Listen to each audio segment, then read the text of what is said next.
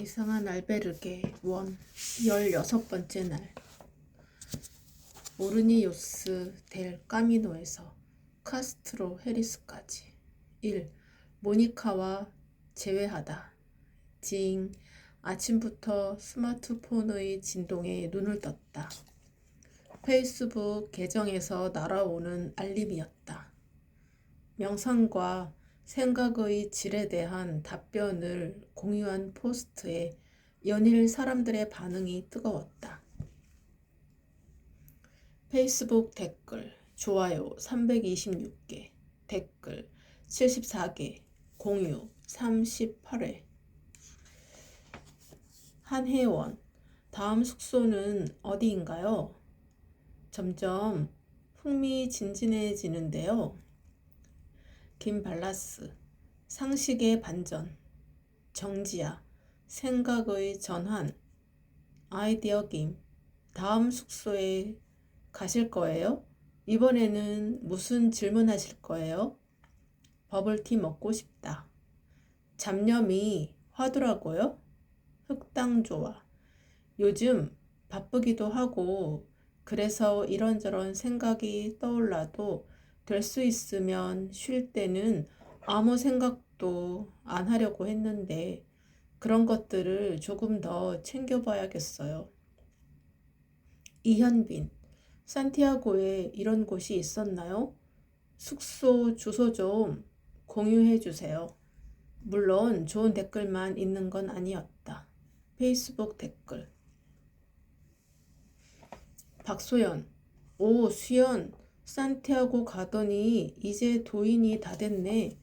나폴레옹, 잡념은 잡스러운 생각이니까 잡념인 거예요.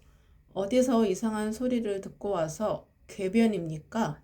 이진우, 어디 가서 또 홀렸군. 유하림, 형은 언제쯤 철들래요? 차지원, 에휴, 조심하세요. 요즘같이 흉흉한 세상에 혹세 무민하는 자들이 얼마나 많은데. 김병하, 오수연, 촬영하라고 보냈더니 뭐 하고 다니는 거야? 취재는 제대로 하고 있는 거야? 뭐 그렇다고 너무 무리는 하지 말고. 김 부장은 또 김 부장은 또 생각해서 해외 취재에 보내줬더니 이상한 짓을 하고 다니는 거 아니냐며 걱정 반 잔소리 반이었다. 그의 관심사는 오로지 취재 방향이 똑바로 가고 있냐는 것. 그런 김 부장의 댓글을 본 순간 다시 한번 내가 처음에 생각했던 순례길 다큐멘터리의 기획 의도를 되짚어 보게 되었다. 취재를 기획할 때만 하더라도 내가 정한 목표는 순례길만의 특별함을 찾아내는 것이었다. 그런데 첫날부터 뜻하지 않게 질문 알베르게로 가게 되면서 이번 여정이 어느새 질문 알베르게를 찾아가는 쪽으로 흘러가고 있었다. 내가 자꾸 왜 이러지? 여기까지 왔으면 어떻게 하면 취재를 더 잘할지를 고민해야 할 텐데. 질문 알베르게에 대한 알 수 없는 끌림을 느끼는 나 자신에게 제동을 걸어보았다. 하지만 이런 끌림을 멈추려고 하면 할수록 더욱더 질문 알베르게의 생각만 강하게 일어났다. 내가 왜 이렇게 질문 알베르게에 빠져들고 있는지를 곰곰이 생각해 보았지만 정확한 이유를 찾을 수 없었다. 다만 확실한 것은 내가 이렇게 무언가에 강한 끌림을 느끼는 것이 유학 시절 이후 처음이라는 것이었다. 하지만 이런 끌림은 그 시절 영화에 대한 꿈을 키우며 가졌던 열정과는 또 다른 강력한 것이었다. 사실 질문 알베르게에서 내가 질문하고 받은 답변은 나의 상상을 뛰어넘는 것이었다.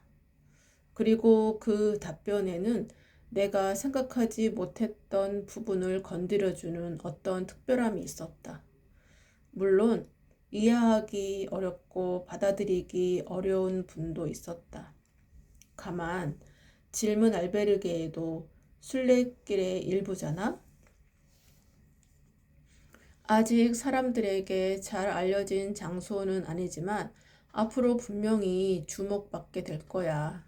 그리고 이런 알베르게도 순례길에서 겪을 수 있는 특별함 중 하나가 아닐까?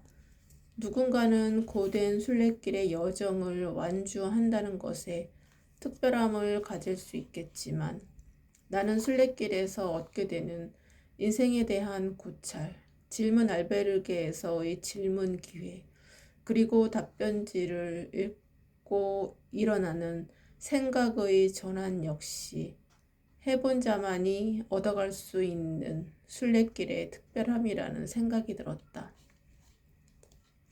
그렇게 생각하니 김 부장이 염려하는 것처럼 내가 순례길 취재하러 온 PD로서 임무를 망각하고 있는 것은 결코 아니었다. 그래, 나는 지금 본업에 충실하게 이 길을 가고 있는 거라고. 이렇게 생각을 정리하고 나니 발걸음이 한결 가벼워졌다. 이런저런 생각으로 에너지를 많이 썼는지 머리에서 당이 떨어졌다고 신호를 보냈다. 나는 가방을 뒤져 초코바를 찾았다. 포장지를 뜯어 초코바를 입에 물고는 오늘 목적지인 카스트로 헤리스로 향했다. 그곳에는 6번째 질문 알베르게가 기다리고 있었다. 다행히 대부분이 평지라서 걷기엔 무리가 없었지만 내리쬐는 직사광선을 계속 받으니 몸이 무척 힘들었다. 잠시 쉬어가려고 주위를 둘러보는데 옆으로 지나가는 한 순례자의 걸음걸이가 이상해서 쳐다보았다. 놀랍게도 생장에서 만났던 모니카였다. 모니카, 아, 수연, 조심해. 나는 갑자기 쓰러진 그녀를 부축하고는 어떻게 해야 할지 몰라 당황했다. 그때 중년의 남자가 가던 길을 멈추고 다급하게 물었다. 무슨 일이죠? 갑자기 쓰러졌어요. 손도 떨리고 있고요. 식은땀도 나는 것 같아요. 남자는 모니카를 살피더니 내게 물었다. 혹시 사탕이나 초콜릿 있어요? 네, 잠시만요. 나는 가방에서 얼른 사탕을 꺼내어 그 남자에게 주었고 그는 쓰러진 모니카의 입에 사탕을 넣어 주었다. 아는 사람이에요? 혹시 당뇨가 있나요? 아는 사람이긴 하지만 아픈 곳이 있는지는 잘 모르겠어요. 순례길에서 만난 사이라. 그렇군요. 일단 잠시 살펴볼게요. 그 남자는 모니카의 가방을 열고 무언가 찾기 시작했다. 아, 여기 마침 당뇨 키트가 있네요. 이걸로 혈당을 잴 수 있겠어요. 모니카의 머리를 받치고 있는 내게 그 남자는 담담하게 미소를 지으며 말했다. 괜찮아요. 저혈당 증세로 잠시 쓰러진 거니까. 시간이 지나면 괜찮아질 거예요. 전 의사니까 안심해요. 제 이름은 에릭입니다. 정말 감사합니다. 저는 수연이라고 합니다. 선생님이 아니었으면 큰일 날 뻔했어요. 15분쯤 지나자 모니카가 정신을 차렸다. 에릭은 그녀를 일으켜 앉힌 후 자신의 가방에서 꺼낸 주스를 마시도록 했다. 온몸이 땀으로 흠뻑 젖은 모니카는 주스를 조금씩 받아 마신 후 시간이 지나자 안색이 돌아왔다. 당뇨 키트가 있을 것 같아서 급한 나머지 허락도 없이 가방을 열었어요. 앉아서 조금 안정을 취하고 나서 가는 게 좋을 거예요. 정말 감사합니다. 모니카는 연신 에릭에게 인사를 했다. 에릭은 고맙게도 다음 알베르게까지 우리와 동행하며 모니카의 상태를 봐주겠다고 했다. 우리는 모니카를 가운데 두고 셋이 나란히 걷게 되었다. 2. 암 전문의 에릭. 모니카는 에릭이 아니었다면 큰일 났을 거라며 틈날 때마다 고맙다는 말을 계속했다. 첫날 생장에서는 컨디션이 괜찮아 보여서 전혀 몰랐는데 알고 보니 모니카는 선천적인 저혈당증이 있다고 했다. 에드리안과 에스테아에서 헤어진 것도 이 때문이었다고 했다. 순례길이 진행될수록 혈당 관리를 잘하지 못해서 가끔 이런 일이 생긴다고 하자 에릭은 의사로서 여러 가지를 일러주었다. 조언해주는 에릭의 이야기를 듣다 보니 그를 어디서 본 것 같다는 생각이 들었다. 하지만 2주가 조금 넘는 기간 동안 많은 사람을 스쳐왔기에 기억이 날 듯 말 듯 애매했다. 나는 에릭에게 궁금한 몇 가지를 물어보았다. 그는 영국에서 췌장암 전문의로 일하고 있으며 지금은 휴가차 순례길을 왔다고 했다. 췌장암 수술만 천여 차례 집도했다는 말에 나와 모니카는 연신 감탄했다. 에릭은 생명을 살리는 능력은 하느님이 주신 달란트라며 그렇게 놀랄 일도 아니라고 겸손하게 말했다. 그의 이야기를 듣다 보니 어렴풋이 라라 소냐와 우테르가에서 카를로스와 함께 있었던 나이가 제법 많아 보이던 동행자가 생각났다.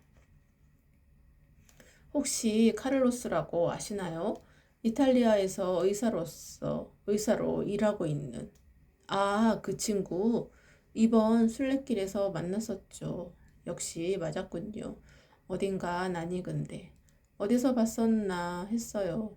라라 소녀에서도 카를로스와 함께 갔던 분 맞죠? 도적들의 다리에 관한 이야기를 해주셨다는. 하하, 그 친구가 그 이야기도 하던가요? 같은 일을 하는 사람을 만나 말이 잘 통했죠. 저희가 이렇게 만난 것도 우연이 아닌가 봅니다. 하하. 그런 의미에서 잠시 인터뷰 괜찮으실까요? 저는 한국에서 촬영차 온 PD 오수연이라고 합니다. 수연도 재미있는 사람이군요. 좋아요. 나를 정식으로 소개한 뒤 자연스럽게 에릭에게 인터뷰를 요청했고 그는 흔쾌히 수락해 주었다. 순례길은 어떻게 오신 건가요? 제 버킷리스트 중 하나였어요. 그동안 사는 게 바빠서 이렇게 하느님을 영접할 기회를 만들지 못했거든요. 수술만 열심히 하느라 이 순례길은 저에게 있어서 마지막 기회입니다. 순례길을 통해 하느님을 만나고 싶어요. 마지막 기회요? 네, 죽기 전에 온 마지막 휴가예요. 이제 살 날이 얼마 남지 않았거든요. 네, 2달 전 췌장암 말기라고 시한부 선고를 받았어요. 이제 5개월밖에 남지 않았네요. 제니카와 나는 말을 잇지 못했다. 그러다 모니카가 먼저 침묵을 깨고 말했다. 췌장암 말기라니 어쩌다가. 걱정 어린 모니카의 말에 에릭은 덤덤하게 대답했다. 의사들은 매일 육체적, 정신적으로 괴로워하는 환자들을 대해야 합니다. 그리고 환자들의 죽음과 마주할 때도 많고요. 스트레스가 대단하죠. 스트레스 때문에 환자들에게는 금연하라고 하지만 정작 의사들 중엔 골초가 많아요. 그리고 술도 많이 마시고요. 생명을 살린다는 사명감이 아니라면 이 일을 계속하기는 힘들 거예요. 그러다가 2달 전 몸 상태가 하도 안 좋아서 검사를 받았더니 모니카가 이해되지 않는 듯 또다시 물었다. 선생님은 췌장암 전문 의사잖아요. 그것도 수많은 사람들을 고친. 어떻게 자신의 병을 그때까지 모를 수가 있죠? 매일 환자들을 진료하느라 정작 내 병을 내가 몰랐던 거죠. 너무 늦게 알았어요. 의사들이 다른 사람들의 병은 많이 봐주지만 자신의 몸에서는 뭔가 이상을 느껴도 바쁘다는 핑계로 잘 돌보지 않아요. 그리고 내가 전문의라는 이유로 이 내 몸을 검사하는 경우는 많지 않답니다. 어찌 보면 가장 자신의 몸을 못 챙기는 사람이 의사일지도 모르겠군요. 하지만 이런 것 또한 하느님의 섭리이고 안배라고 생각합니다. 인간이 타인의 병을 고쳐주는 것은 하느님의 권능을 잠시 허락받아 사역하는 것이니 말이죠. 이제 제 역할은 다 끝났으니 하느님이 부르시는 것 같습니다. 췌장암 전문의가 본인의 췌장암을 치료할 수 없다니. 나는 에릭의 사연을 듣고 안타까웠다. 그는 가족들에게는 알리지도 않았다고 했다. 순례길을 완주하고 돌아가면 말할 생각이라고 했다. 그동안 바쁘게 사느라 제대로 된 추억 하나 만들어주지 못한 아들에게 제일 미안하다고 했다. 모니카가 에릭의 안타까운 말을 듣고 답답하다는 듯이 말했다. 하느님의 섭리라고 그대로 받아들이는 거 정말 괜찮으세요? 가족들에게 미안함과 아쉬움이 아직도 많이 남아 있잖아요. 조금 더 살기 위해 노력해야 하는 거 아니에요? 모니카의 물음에 에릭은 잠시 침묵했다. 우리는 그의 대답을 숨죽여 기다렸다. 생에 대한 집착, 살고자 하는 욕구는 인간으로서 당연한 것이 아닐까? 에릭의 표정을 보니 무언가 복잡한 듯 했다. 어쩌면 그는 인터뷰에서 말한 것과는 달리 생에 대한 미련이 아주 없는 건 아닌 것 같았다. 나는 잠시 망설이다가 질문 알베르게를 떠올리며 에릭에게 조심스럽게 물어보았다. 에릭, 그래도 살고 싶지 않아요? 방법만 있다면 과연 그런 방법이 있을까요? 나의 물음에 에릭은 처음과 달리 살 수 있다는 희망을 찾으려는 듯 보였다. 제가 무엇이든지 물으면 답해주는 알베르게를 알고 있거든요. 내 말을 듣고 모니카는 흥분한 듯 되물었다. 그때 네가 페이스북에 올렸던 그곳을 말하는 거야? 그러면 우리가 다시 돌아가야 해?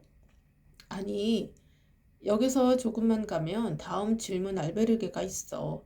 그곳에서 질문해 볼 수 있어. 모니카가 내 말을 듣고 에릭을 설득하기 시작했다. 그래, 잘됐다. 에릭, 한번 해봐요. 이렇게 우리를 만난 것도 하느님의 뜻 아니겠어요? 질문한다고요? 누구에게? 어떤 질문을 하라는 거죠? 답해주는 사람이 누군지는 몰라요. 하지만 내가 가지고 있는 고민을 질문하면 그에 대한 답변을 다음날 아침에 편지로 준답니다. 저도 우연히 알게 된 곳인데 그곳이 에릭에게 희망을 찾아줄 수도 있지 않을까 해요. 생각해요. 한번 같이 가보시겠어요? 글쎄요. 누군가에게 질문한다니 의사인 저도 못 고치는 병을 그곳에 가서 답변 받는다고 고칠 수 있을까요? 하느님의 뜻을 거스릴 수 있을까요? 의미심장한 에릭의 말을 듣자 나는 갑자기 파울로 코엘료의 소설 속 한 구절이 생각났다. 떠나지 못하게 막을 것은 아무것도 없어요. 당신 자신 말고는. 네? 파울로 코엘료의 소설 속에 나온 말이에요. 그는 이 길을 걷다가 소설가가 되겠다는 영감을 받았죠. 에릭, 당신도 여기에서 어떤 인생의 답을 받을 수 있을지 누가 알아요? 모니카도 그렇고 저도 그렇고. 당신의 사정을 들은 이상 그냥 지나칠 수 없어요. 당신의 가족들에게 미안함을 남긴 채 5개월 후 죽음을 맞이하는 것이, 그렇게 하느님의 종으로서만 살다 죽는 것이 정말 다는 아니잖아요? 암에 걸렸다면 의사인 당신도 지금은 환자예요. 환자의 건강과 생명을 첫째로 생각하겠다는 제네바 선언은 잊은 건가요? 그런 게 아니더라도 답을 받아보고 아니면 그냥 지금처럼 순례길을 끝까지 걷는 것으로 마무리를 하면 되잖아요. 지금 함께 가서 질문해봐요. 에릭은 잠시 고민하는 듯 했지만 우리들의 거듭된 요청에 결국 함께 가기로 했다. 그렇게 몇 시간을 더 걸어 곧게 뻗은 길 끝, 푸른 언덕 위에 오래된 성이 있는 마을 카스트 로헤리스에 도착했다. 고풍스러운 아침문의 수도원을 지나니 아기자기한 마을이 나타났다. 성당벽 그늘에 앉아 쉬고 있는 마을 사람들과 길가의 벤치에 앉아 책을 읽는 순례자들의 모습이 무척 여유로워 보였다. 하지만 오늘은 그 아름다운 모습을 뒤로하고 질문 알베르게를 찾아 빠르게 움직였다. 질문 알베르게에 다다르자 하늘색 질문 알베르게 로고가 보였다.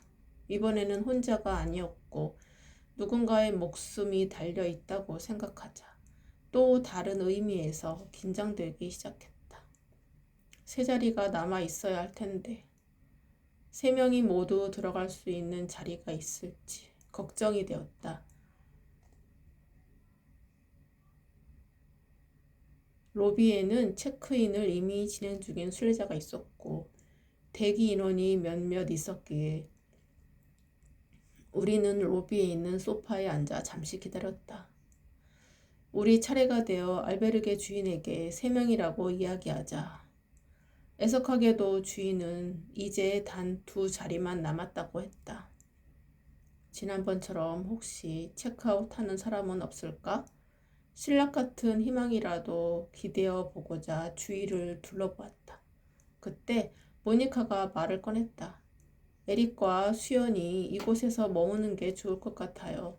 저는 다른 알베르게를 찾아볼게요. 나는 함께 머물면 좋겠다는 생각에 주인에게 다시 한번 물어보았다. 저희가 오늘 꼭 하고 싶은 질문이 있는데 혹시 다른 방법이 없을까요? 죄송합니다. 저희도 도와드릴 방법이 없네요. 상황을 지켜보던 에릭이 결심한 듯 말을 꺼냈다. 아니요. 저는 원래 이곳에 오르던 것이 아니었으니 2 사람이 남는 게 좋을 것 같아요. 이것도 하느님의 뜻이 아닐까 합니다. 에릭의 말에 다급하게 모니카가 말했다. 지금 질문해야 할 사람은 에릭이잖아요. 에릭은 수연은 원래 이곳으로 오려고 했으니 제가 다른 곳으로 가는 게 맞는 것 같아요. 이곳에 2개의 자리가 남아있는 것이 질문하라는 하느님의 뜻이 아닐까요? 그러니 에릭, 제가 다른 곳을 찾아볼 테니 이곳에서 질문해 보세요. 아니요, 저는 원래 이곳에 오르던 것이 아니었어요. 그러니 2 사람의 자리가 준비된 게 아닐까 합니다. 저는 원래 가려던 곳으로 가겠습니다. 에릭, 다시 한번 생각해봐요. 쓰러진 저를 만났고 그리고 수연을 만나 이 알베르게를 알게 된 거잖아요. 그리고 당신의 사연을 듣고 질문 알베르게에 대해 수연이 말해주었고요.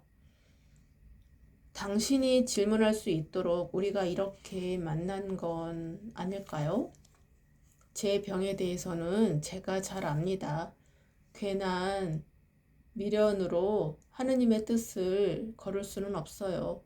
저도 잠시 그 희망이라는 말에 흔들려 따라오기는 했지만 제가 순례길을 혼자 온 건 하느님을 만나기 위해서지 누군가에게 질문하려고 온 게 아니거든요. 더구나 병이 낫기 위해 온 것도 아니고 전 1000번의 집도를 했고 많은 사람들을 살렸으니 이제 삶을 잘 마무리하고 천국으로 오라는 하느님의 뜻을 따르려고 합니다. 모니카와 여기까지 기껏 함께 왔는데 돌아가겠다는 에릭의 말을 들으니 안타까웠지만 어찌할 수 없었다. 미안해요. 강요할 생각은 없었어요. 저는 단지 도움이 될까 해서요. 아니에요. 호의는 정말 감사해요. 하지만 암은 달라요. 시기를 놓치면 돌이킬 수 없는 것이 현실이죠. 제 병은 제가 잘 알아요. 저는 근처에 있는 다른 알베르게를 찾아볼게요. 무니카는 건강 조심하시고 수연도 좋은 추억 만들어요. 부엔 까미노. 모니카의 만류에도 결국 에릭은 그렇게 떠나가 버렸다. 우리도 더는 그를 잡을 수 없어 멍하니 바라만 보았다. 떠나가는 그의 쓸쓸한 뒷모습을 보니 그 역시도 살고 싶다는 미련이 남아있는 듯하였지만 암 전문의로서 자신의 상태를 누구보다 잘 알기에 살려는 미련을 떨치고자 하느님의 사명을 다했다고 한 것은 아닐까라는 생각이 들었다. 체크인한 뒤 질문 카드를 받아든 모니카는 에릭을 위해 질문하고 싶다고 말하며 방으로 들어갔다. 나 역시 그의 사연에 계속 걸려서 어떻게 질문할지를 고민했다. 그도 그럴 것이 지난번 질문 알베르게에서 성의 없이 질문했다가 한번 크게 혼났기 때문에 질문하기가 더욱 조심스러웠다. What is your question? 오늘 순례길에서 살 날이 얼마 남지 않았다는 췌장암 전문의를 만났습니다. 무려 1000번의 집도를 했다고 하는데 정작 본인은 췌장암 말기가 되어서 병이 있음을 알게 되었다고 합니다. 그는 타인의 병을 고쳐주는 것은 하느님의 권능을 잠시 허락받아 사역하는 것이고 이제 자신의 역할이 다 끝났으니 하느님이 부르시는 것 같다고 했습니다. 그러면서 하느님의 뜻에 따르겠다고 담담히 말하더군요. 하지만 저는 그의 말이 잘 이해되지 않았습니다. 정녕 이 의사가 생명을 구할 방법은 없을까요? 이렇게 그가 죽는 것이 정말 하느님의 뜻입니까?